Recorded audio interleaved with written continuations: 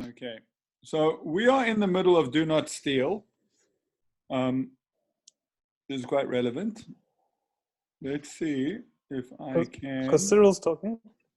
share my, there's a picture of I think Cyril or one of them in the garden shul at like the Bimmer. Behind him is the Sarasa Dibros.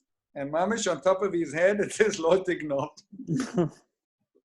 They're really funny. Okay, I'm trying to find. What am I trying to find? Oh, yeah. All right. So here we are. Let's try to get to this. Hey.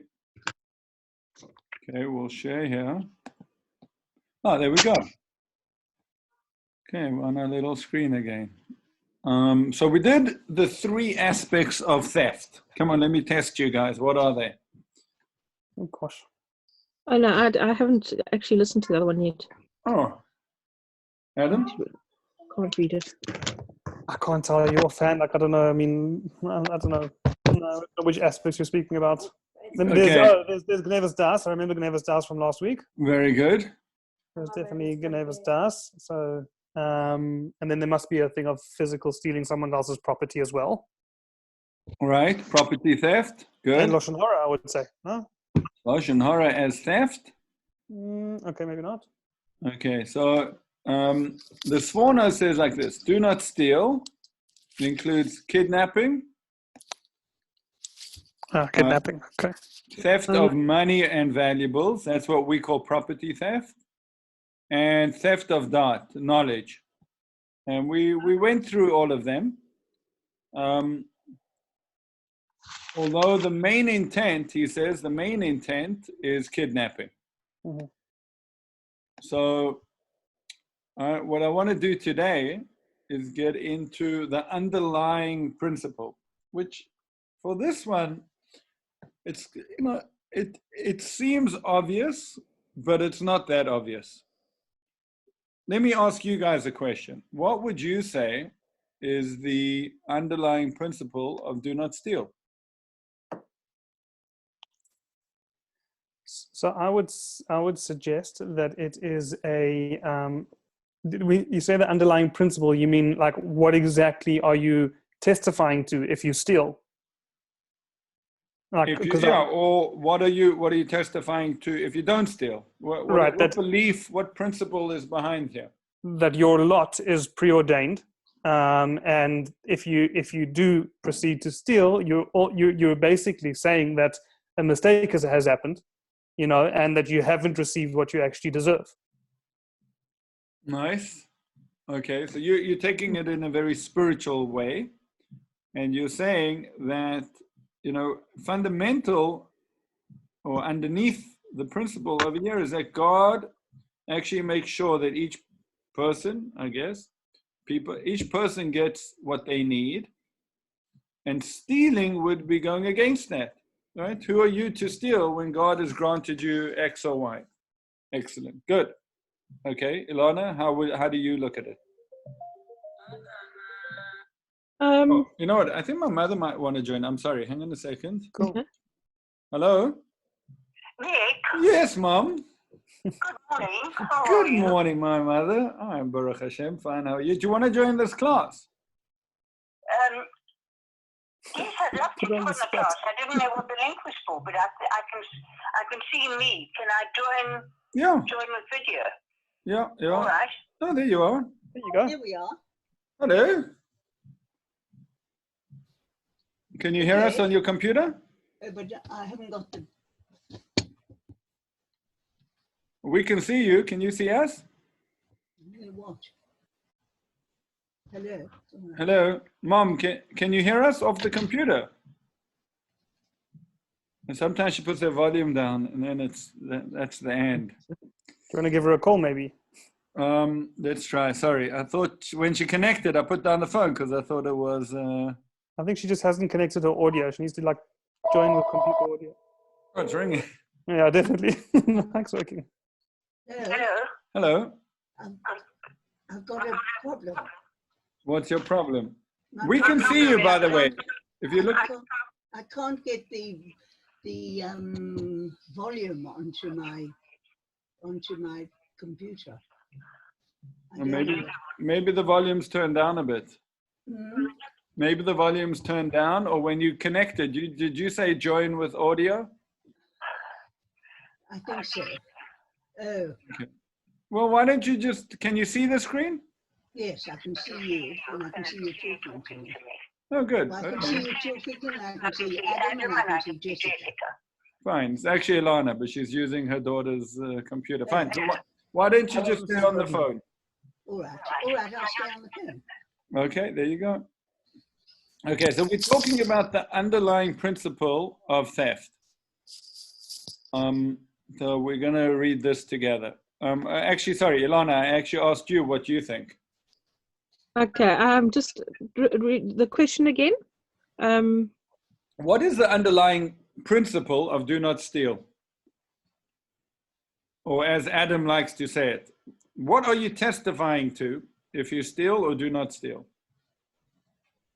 I don't really know how to actually put into words. You can try. What does it mean to you? Why is this important?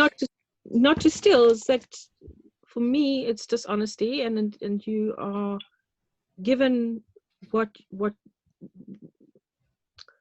certain things in life, and it's almost hand in hand with do not covet. You need to accept. Okay, that's very similar to what Adam said. You're Okay, thinking on the same lines. Mom, what do you think? I haven't absorbed this thing yet. Skip Skip me on this one. Okay, fine. Can Mrs. Bergman hear us, Rabbi? No, she can't hear you. Oh, okay. If you want to, I can translate. Whatever you want to say, Okay. I think also the other thing is just to be respectful of others. Yeah, but let's try and get into a bit of detail about that. I agree, but that could include everything. So underlying the diber, do not steal, is the God-given ability or right to possess. We are in possession of our bodies from the day we are born, in possession of goodwill from the moment we can express it, and we are able to acquire property from the time that we can hold on to it. And we are able to create and own our own creations from the first creative moment. So part of being a human being is the ability to possess. That's really what do not steal. And I think this is just an aspect of it. I think what you said is 100% right as well. But really, do not steal focuses on, hang on a second, people have the God-given ability or gift to possess things. And stealing is really a violation of that right. The Recanati writes that the right to freedom, right? The right to freedom, which in terms of possession of our own body, in terms of kidnapping, remember we said that kidnapping actually, what is kidnapping? Kidnapping is the denial of the violation of a right that a person has to control their own body in terms of moving around freely and to be secure from assault, be it violent or sexual. So this freedom of movement, and he's talking there about free will in general, but I use this because it derives from the fact that humanity is made in the divine image, and as such is meant to freely exercise their will as does the Almighty. And mentioned this the other day, that we say in our prayers, we actually, we call God Koinei HaKol.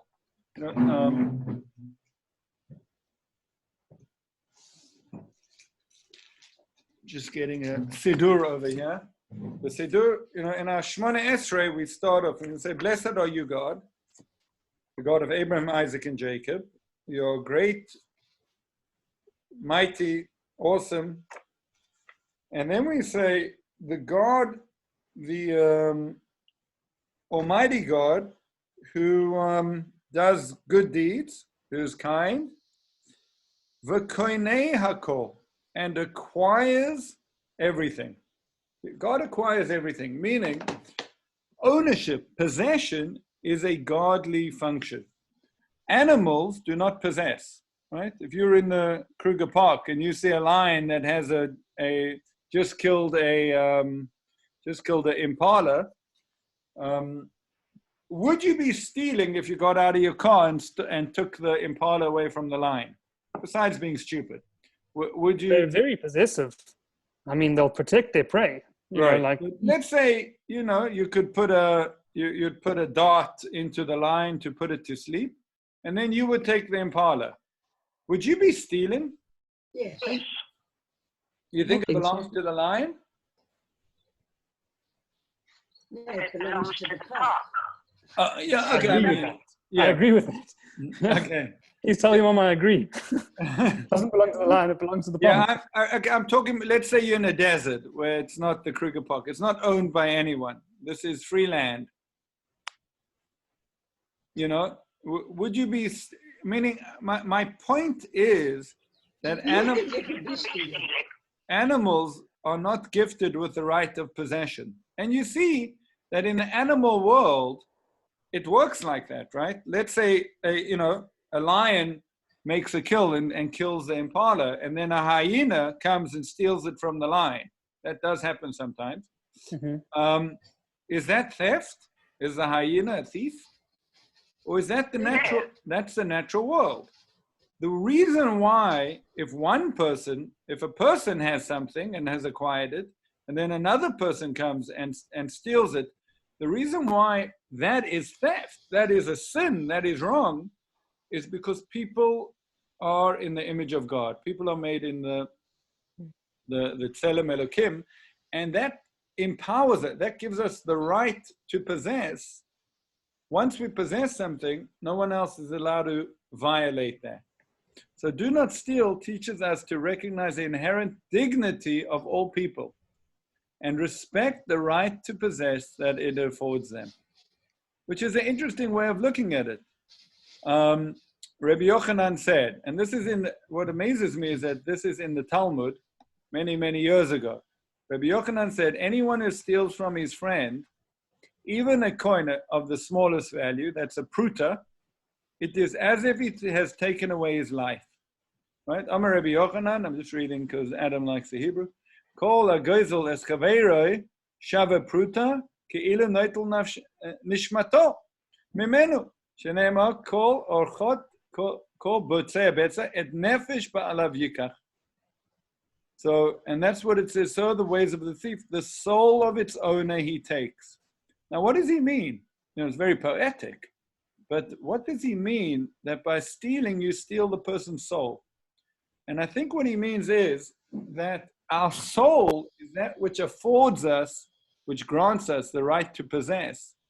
And when you steal from me, you're not only taking my possession physically, but you're violating my soul, because you really, as Adam would like to say, you're testifying that I don't have a soul, or that my soul is not godly in the sense that I have the right to possess.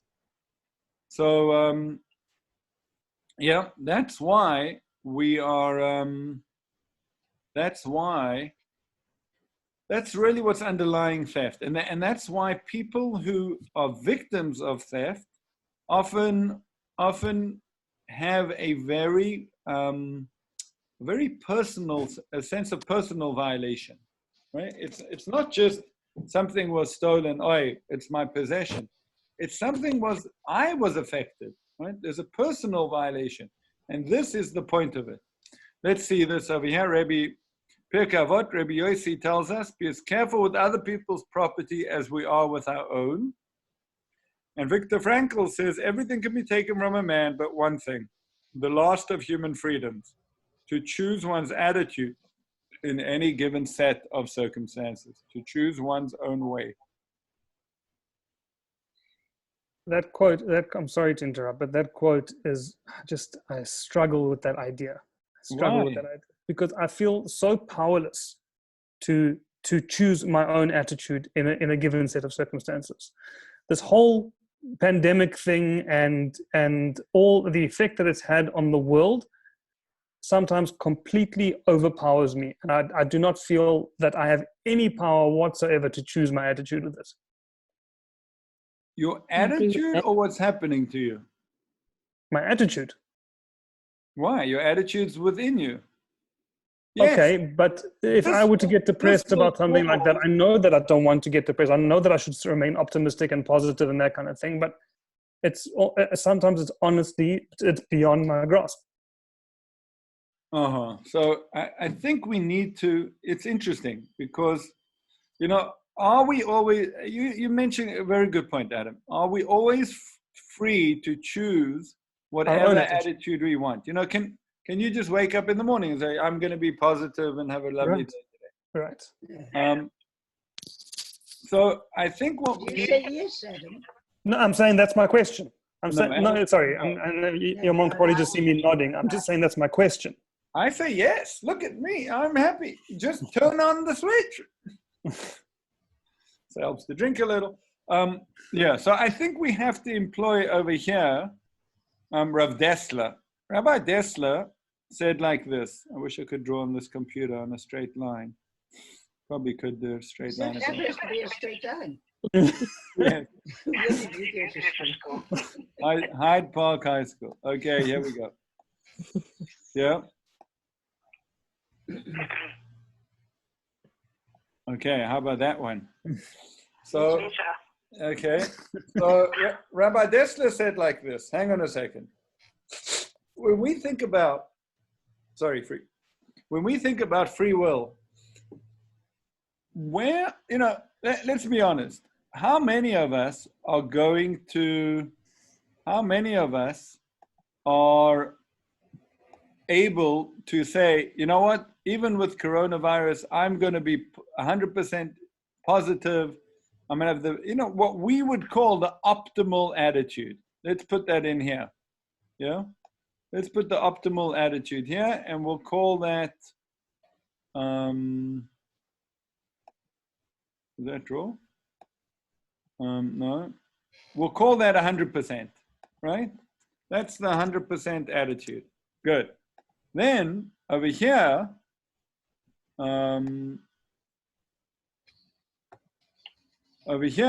we'll call this the 0%. Okay? Meaning the worst attitude, someone that falls into an absolute depression, the sky's falling on our heads. You know, that's the worst case scenario, that's best case scenario. So Rav Dessler says any one person is probably only going to be in a very small section of this graph. So let's assume Adam's attitude today. Wait, right? So let's say Adam is in between here and here. That means Actually, today wasn't so bad. right? Okay, that's meant to be Table Mountain. No. Okay, so over here would be the lower part of your day, meaning you're down, you don't think you're ever going to get a job again. It's really bad to be at home with the kids. You know, you're just not feeling great. That's your attitude. Over here would be your best attitude for today. So that would be that, you know, you're kind of able to, for some time, overcome the negativity. Think, open the shutters, see the beautiful sky. Managed to put on a pair of pants. Right? Put on a pair of pants, right? So you are living here. That's your battleground. You need to choose, right? You need to choose somewhere in between here. Rav Dessler says that the more you would choose over here, let's say you chose here today. Well, then guess what? Tomorrow, or maybe a few days down the line, you might be even able to choose over here. And you could work your way up. You could work your way up in terms of what he calls bechira, nakudat ha-bechira, the point of free will, which means really a range of free will. The converse is also correct. right? The more negative you are, and the more you give into your natural, the more you give into your natural inclination for depression, right? Not you specifically, Adam, but all of us, right? There's a natural inclination to be drawn down in such a situation.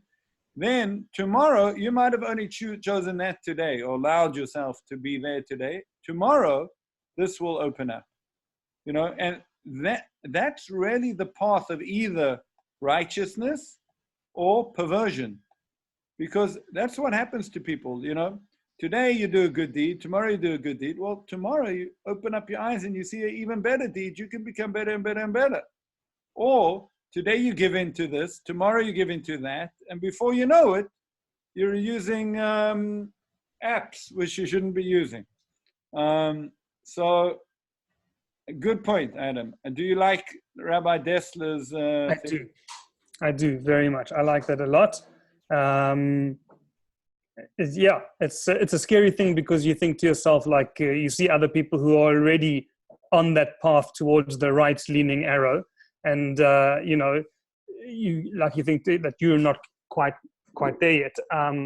So, but I do like it. I like the concept. I mean, it's almost as if you reach a certain level on day one, and that provides you with an impetus or a motivation to improve on that for day two. Right, exactly. Very nice. I like it. It's realistic, and it's, you know, individual. I like that too. Right, okay. Mom, Ilana, you have any comments? I can just say that you can wake up feeling wonderful, and it just takes one comment from somebody else to put you a couple of steps backwards. No matter what, you can wake up with a really good attitude, and you're facing the day, and it's outside influences that can turn around. Somebody can turn around and take that away from you, no matter how good your attitude is. Well, I think, you know, I think you're actually arguing with Viktor Frankl, because I think he came to say the opposite.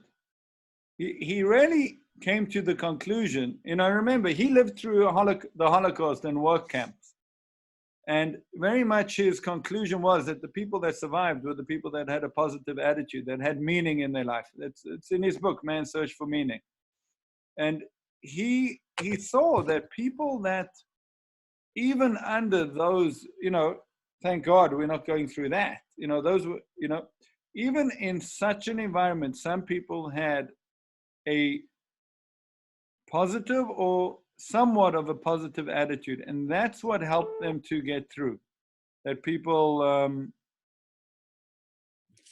were able to have that. So, you know, when another person, what Viktor Frankl is saying is, you know, when another person makes their comment, yes, there is a knee-jerk reaction that, hey, I don't want this, and why are you doing that? And it puts you in a bad mood. But then maybe there's also a decision inside that you can make and say, you know what? I'm actually going to ignore that completely. It's not going to make one iota difference in my life. Now, it's hard when that comes from a loved one, because, you know, you're not quite sure, well, how can what does it mean to ignore it 100%? But, you know, maybe one could explain it, one could choose to explain it in a way which one does not take offense. For example, you know, why I assume that their comment is negative and against me, but maybe they woke up on the wrong side of the bed. You know, maybe they're having a bad day, and it's not me. I'm not the victim over here. They are.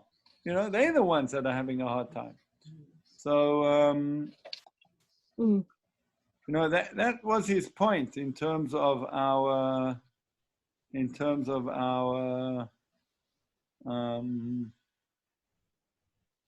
attitude. Freedom to choose our attitude. Okay.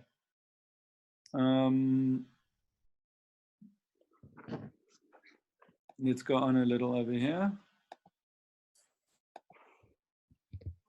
Okay. Is this dismissing someone stealing their dignity? Can you steal someone's sense of dignity, happiness, or self-worth? Does the emphasis on preserving human dignity in relationship to the things we own, in fact, cause materialism or self-centeredness? Is this core value, which tells us to respect people's bodily rights and personal space, it is this core value, which tells us to respect people's bodily rights and personal space. Sexual abuse, in addition to the physical pain, is so bad because it's a violation of human dignity. It reduces a person to subhuman status. What attitudes in society have precipitated the Me Too movement at this time? What motivates a person in various kinds of theft? Reflect upon the use of power underlying our discussion. How is dignity related to a sense of power? Any comments?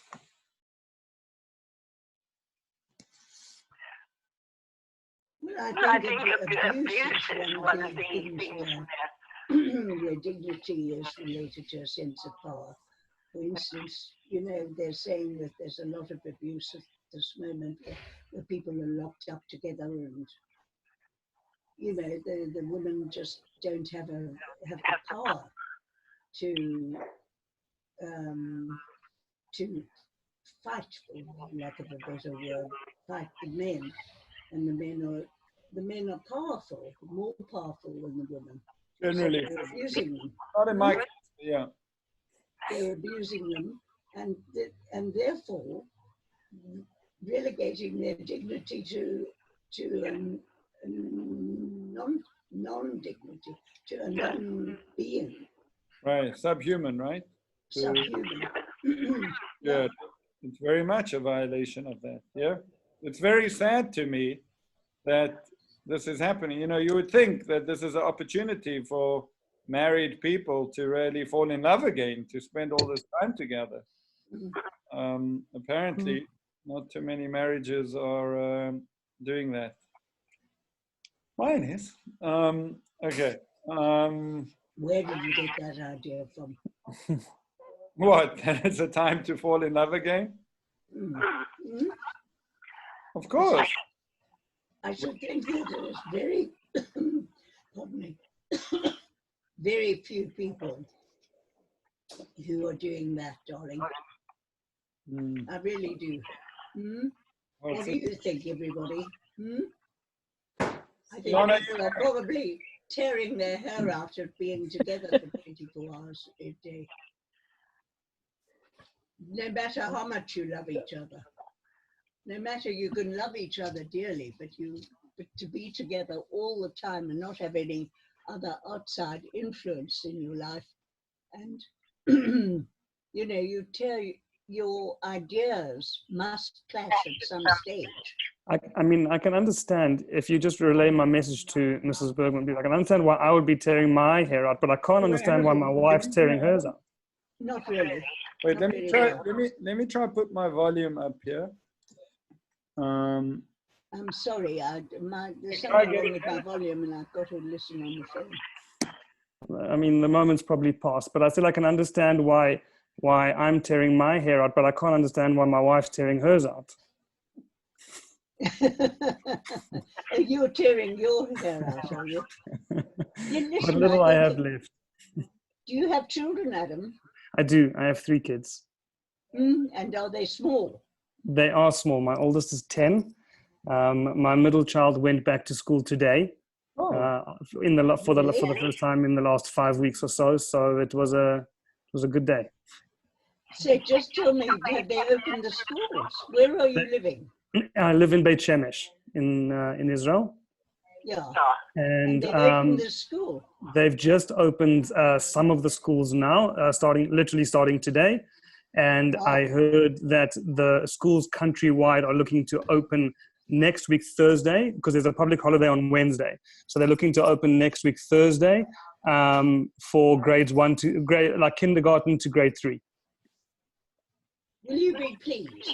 Very much so. Very much so. Yeah, I should think that is the most difficult time to be at home with small children, you know, cooped up all the time, you know, and having to work on internet. Yeah. You know, No, it's been very, very challenging for me, I'll be honest. I'm sure. I mean, Nick's children are able to look after themselves, aren't they, darling? They've had to fend for themselves. But that's because he's done such a sterling job. I'm not sure that. Shlomo, did you have lunch? Shlomo, it's 3 o'clock. Go have lunch, kid.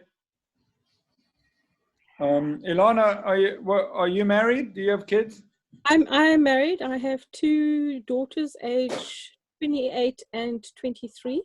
Okay. One still They're lives at not home. difficult to One's look in after, are Vietnam. they? Hmm? Are they at home? My oldest one lives at home, and my younger one is now in Vietnam teaching English. Wow. Wow. Yeah. What's going on in Vietnam? They're pretty good compared to us. They've had like 268 cases total, no deaths. So yeah, she's in not a very big city, and she seems to be enjoying it, and she's teaching English, and I'm Is there a okay. lockdown? Pardon? Is there a lockdown over there? A sort of a lockdown, not intense like here, but people have been for 2 months now. Her school that she's teaching at is closed, so she's teaching online. Uh-huh. Wow. Okay. Yeah. That's courageous of her. Very much so. Yeah. How long has she been there? A year. Wow. Okay. Yeah. Okay. I hope she finds a nice Jewish Vietnamese boy. Yeah. Okay. So can I ask, based on the topics of conversation at the top of this page, where it says here, does the emphasis on preserving human, no, that's not the one that I wanted to see. Yeah, can you steal someone's sense of dignity, happiness, or self-worth? So according to Viktor Frankl, who says that you cannot actually take away someone's attitude, that's the one thing that they have control of, then the answer to that question has to be that you cannot steal someone's dignity. But how do you correlate that way of thinking with the way of thinking that's saying that sexual abuse is the breach of dignity? You know, I mean, like, why can't you just say that according to Viktor Frankl, a person who is abused in any which way should maintain their dignity? I'm playing devil's advocate here. Obviously, I don't believe that. But why can't you say that? How do you choose your dignity? How does one who's been abused choose to remain dignified? How does that happen? I think afterwards, how you deal with it. But you still feel violated. One would still feel violated. Yeah, of course. But then, you know, he very much speaks about the notion of being a victim. Actually, there's a great book called The Choice. Ever seen The Choice? It's a book by Edith Eger. She was a student of his, actually. And she herself was a Holocaust victim and wrote this book. She became a psychologist. And it's very much about when you can make the choice for your attitude. It must be, listen, it must be that our dignity is not just our attitude. That's what I was thinking. Our dignity is made up of many things. What does it mean to be human? You know, and when someone violates us physically, well, that is a violation. They have taken away, in a sense, a part of our dignity. As Ilana said, now what do I do with that? What attitude do I form? A response. As a response, do I walk around as a victim, or do I choose to deal with it? Yeah. Okay, it happened. I'm not going to be a victim. I'm going to do something good. I'm going to Remain dignified. That's interesting. Yeah, but good question, Ed. Go. No, good. Excellent. Okay, let's see what else we have over here. Appreciation. So it's a privilege to possess things. However, having the right to possess means not only that we can own and control things, right? Meaning property, our own opinions and attitudes, and our body, but also that we should use them for good. The Talmud says, Rabbi Levi raised a contradiction. it is written, the earth and all its contents is the Lord's, right? La Hashem ha'aretz umoloah. It is written elsewhere, Shemayim, Shemayim la Hashem va'aretz nasan livnei adam. From the Hallel, which we're going to say tomorrow morning. The heavens are the heavens of the Lord, and the earth he gave to mankind. So does the earth belong to the Lord? Or, right, as in the first verse, or does the earth belong to mankind? So this is not difficult, said Rabbi Levi. Here,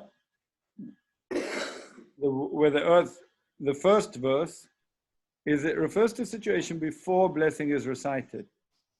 And here, where it says, and he gave the earth to mankind, refers to after blessing is recited. Lo kasha kan koidem bracha, kan lacha bracha. So that same part of the Talmud also says that someone that partakes of this world without saying a blessing is like a thief.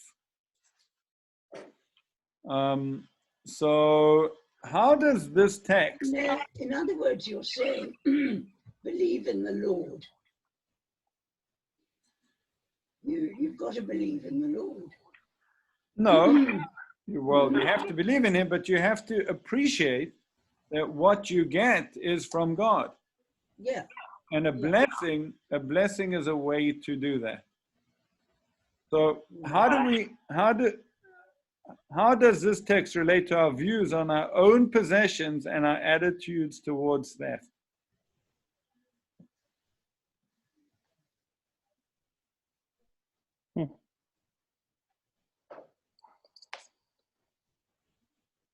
Anyone? Anyone out there?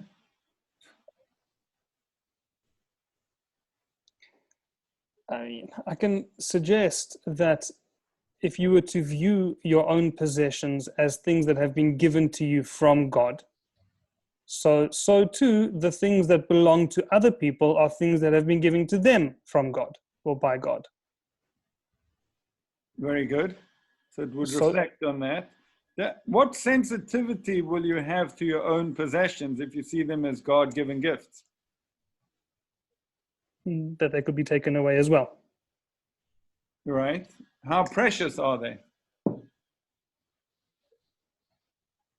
Yeah, very. I think we would appreciate them more in terms of, wow, this, we kind of take them for granted. Or even if we work and we earn money and we buy things, we kind of think that's our good work. But if we would... not talking about material possessions. Yeah. Yes. Yeah, Talking about material possessions.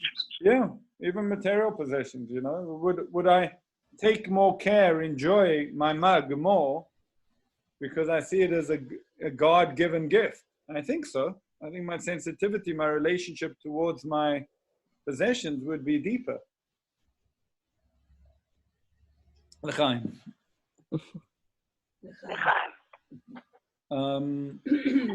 Ilana, any comments?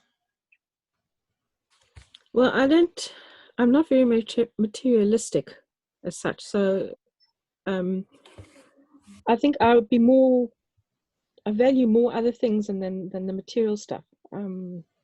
Okay. But so freedom and my that sort of stuff is important to me. I do a lot of craft work. So yes, those kind of things I value because that's an income. And I do believe that that would be, I don't know how to quite put that, but as far as the material stuff goes, it doesn't really matter. But how about looking at it in terms of being a gift from God? Even if yeah, I mean, that, by the way, what you say is a question I tried to, maybe it would be better in this section to ask it. There's a question up here of, does the emphasis on preserving human dignity in relationships to the things we own, in fact, cause materialism or self-centeredness? right? So I'm sensitive to that. That yeah, but I also think it's not only our physical possessions; it's all our possessions. As you said, possession of freedom, possession of mind, possession of attitude. Yes, we have those, but do we realize? Are we aware that these are God-given gifts? If we believe in God, we believe that He created the world and He gave us all of this. I think, if you think of your freedom in that terms, I think it also gives it purpose, right? Well, obviously God gave it to me for a reason. It's not just for my own, to sit here and do whatever I want. Okay, yeah. I think I can more see it as maybe God's given you the ability to earn a way of life to be able to get your possessions more than actual material possession it is. Okay, good. I think that's fine. Okay. Integration. What does this diber mean to you as a core value? So now that we've learned this, we've gone through do not steal, the different types of theft, and now this underlying value, this core value, which, by the way, I called it in the beginning priceless possessions, which means, do not steal calls us to recognize that possessions are just not just possessions. They are priceless. There's a aspect of human dignity, of Tselem Elokim, the image of God in them. So how would you describe this yourself as a core value? What does this diber mean to you as a core value? When can it be applied? What are the challenges you will face? How can you overcome them?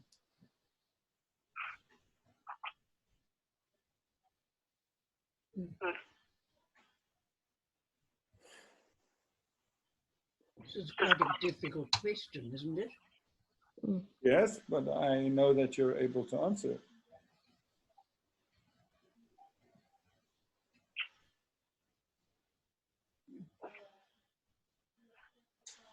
Well, our attitudes towards somebody stealing our own possessions is one of anger, isn't it? So, I mean, we get very angry if somebody steals something.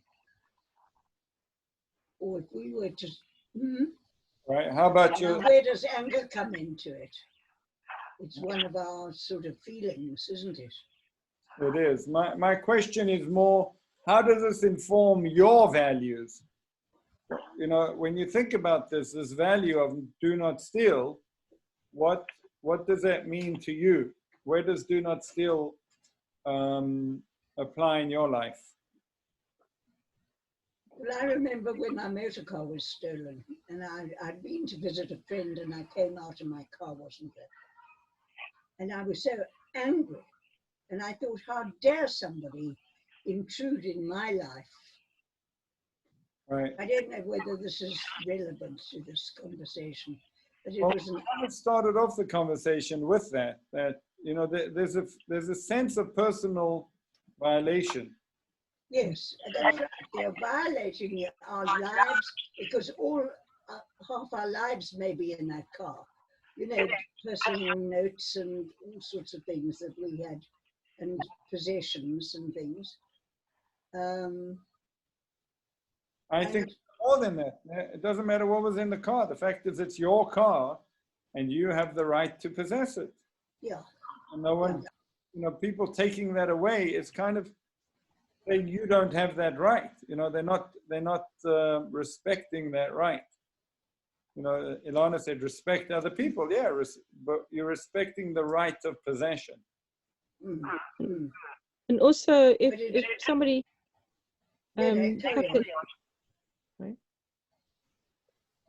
if somebody comes into your house and burgles your house and takes things, I think that is an absolute violation, and you begin to feel sort of a bit dirty, and that you don't want to be in that space. That someone has gone through your possessions. Right. Yeah. You intrusion into your privacy, into your private life. Right. And once again, because I think because it's really yours, and it's, you know, it's understood. It's yours to control. It's yours to do with it as you wish. And someone coming in is like, wait, that's, you know, that's my right. That's my right of possession. All right. What are the challenges we face with Do Not Steal?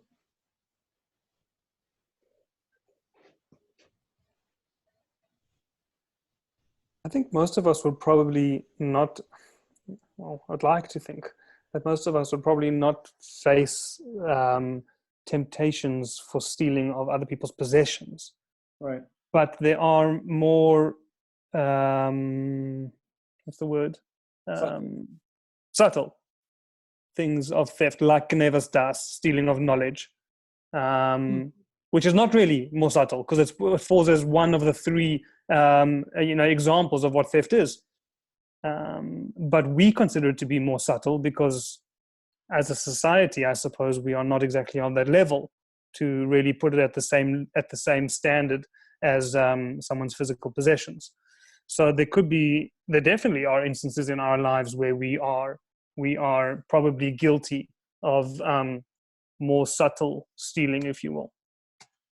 Yeah. I can give you one instance for myself.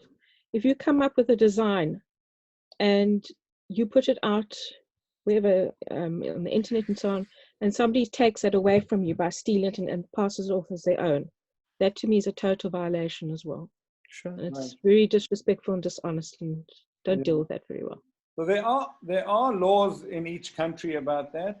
You know, do you have to patent it? Do you have to copyright it? It's more ethical. You know, halachically, actually, read over here, it's the Rabbi Shimon Shkop said it's really halachic as well.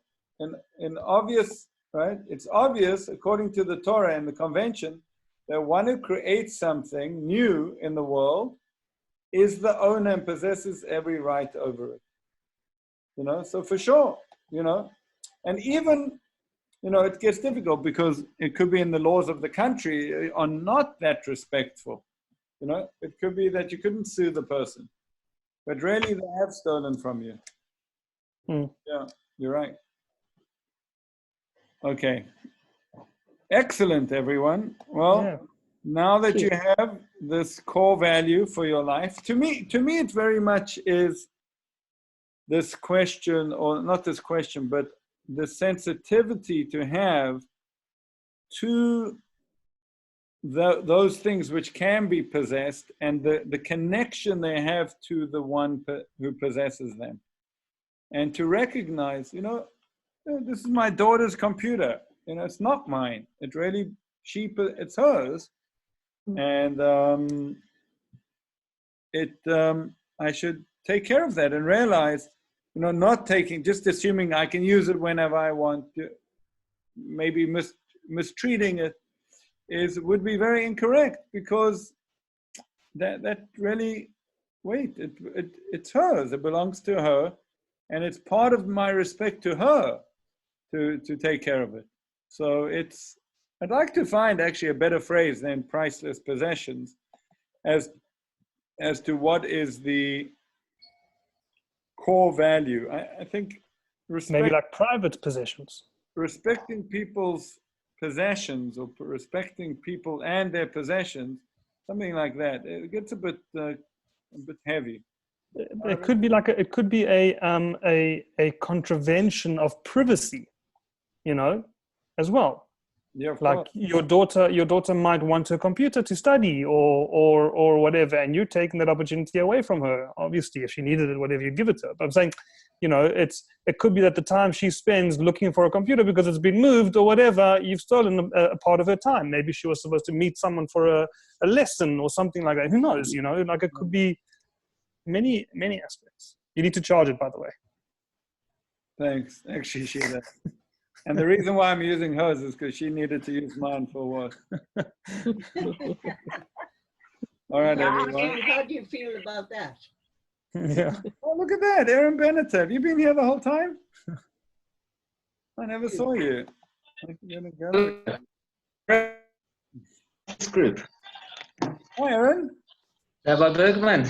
How are you? Ladies, gentlemen. Thank God, Baruch Hashem. How are you? Okay, fine. Were you? How long have you Wonderful been on to this- see you. How long have you been on this class? Not too sure, eh? I just woke up and here you were. No, I got in about what, 15 minutes ago?